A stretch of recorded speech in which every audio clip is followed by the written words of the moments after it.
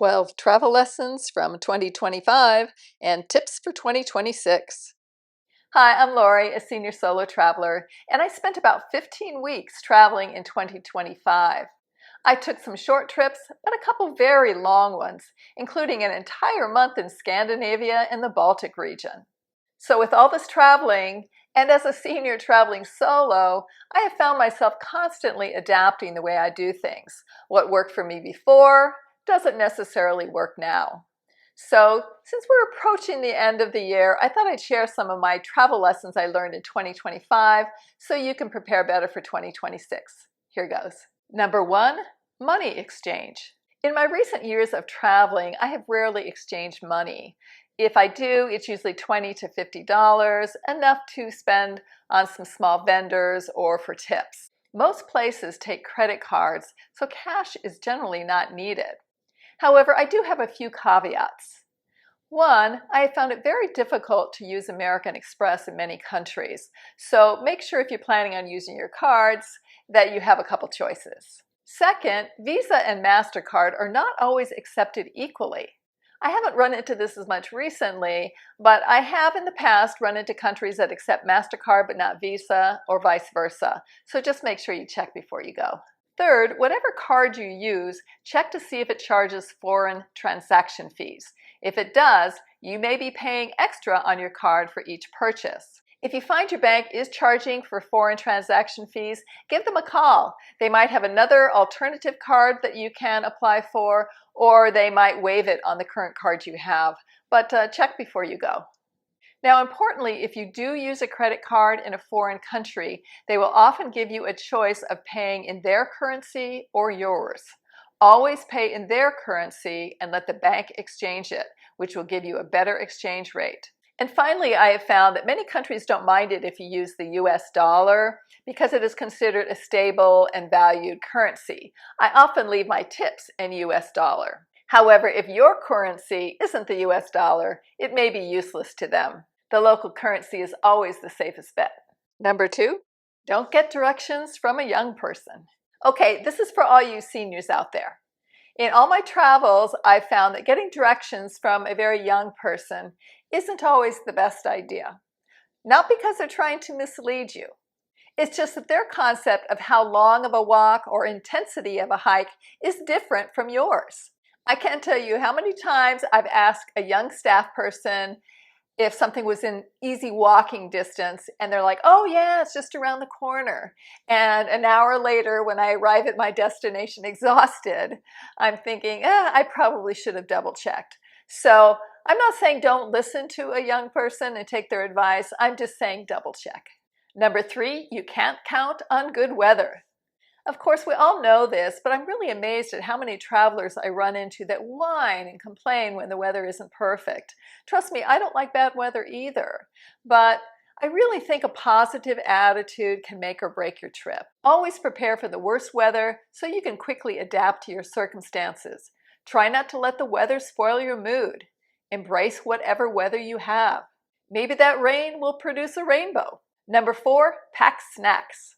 This is something I know I should do, but must admit I have found myself way too often on some long trip without access to food and not even having a snack with me. This often happens when joining an excursion or day trip that extends past the lunch hour. A simple granola bar can make a difference, but do try to pack healthy snacks.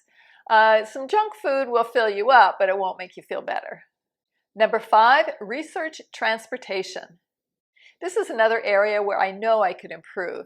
It makes traveling so much easier if you do some research on your transportation before you arrive at your destination. This can be a tall task when you're going to multiple countries, but it can save you time and money and protect you from scams. Knowing how the transportation system works, including ride shares, taxis, buses, and the subway, will help you make better decisions wherever you travel. Number 6, shoes and socks.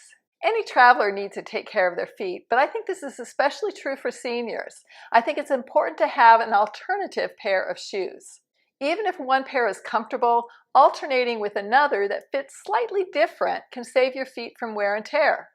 Also, another trick is to wear thick socks or 2 pairs of thin socks. If you are prone to blisters, let the socks take the friction rather than your feet. Also, I always pack a rain jacket and umbrella whenever I travel.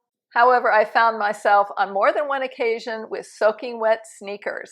A rain jacket might keep your clothes dry, but it doesn't protect your feet. Finding some comfortable waterproof shoes is a good investment. And frankly, I'm still looking for mine. Number 7, breakfast at the hotel.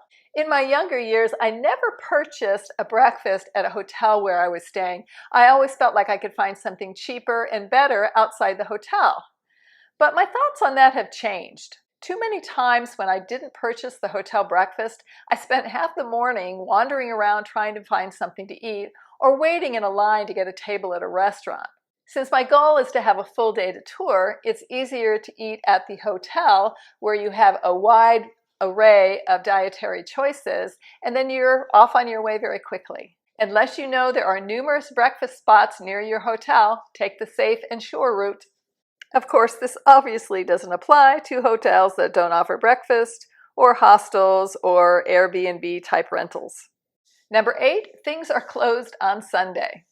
Often when planning a trip, we don't necessarily pay attention to the day of the week, but Sundays really matter in some countries. Many tourist attractions, restaurant shops are closed on Sunday, or they open very late. So just make sure you pay attention to your itinerary when you're planning, so you don't plan a visit to a landmark and find out it's closed. Number 9, get up early. I'll just say this, I'm an early riser, and I can't tell you how many times I have almost had an entire place to myself because I have arrived early. It truly pays to arrive before the tour groups do. Number 10, ask for senior rate. When traveling, especially in Scandinavia and the Baltic region, I discovered that almost all places had a senior or pensioners rate. If you just ask for a ticket, you may not get this rate, so make sure you ask.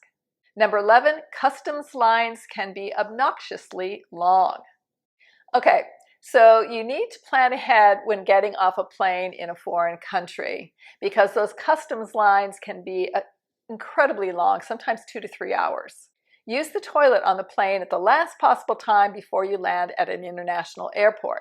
If you decide to go right when you get off the plane, all those passengers behind you on the plane are going to get in line in front of you. And it could add another hour to your time in the customs line. Now, obviously, if you're traveling with somebody, they can maybe hold the place in line for you. That's fine. But if you're traveling solo, this doesn't work. Number 12, fashion faux pas is okay. Don't worry what you look like when you're traveling solo. You can wear the same shirt 3 days in a row and no one will notice, especially if it's a boring color. So I hope those lessons learned will help you on your next trip. If you have anything to add to the discussion, please share in the comments section. We'd love to hear from you. Check out the Senior Solo Travel website where all my videos are laid out in an easy to access format, and the Travel Facebook forum where you can interact with other travelers. I have left links in the description below. And if you'd like to follow my senior and solo travel journeys, please like and subscribe. Cheers!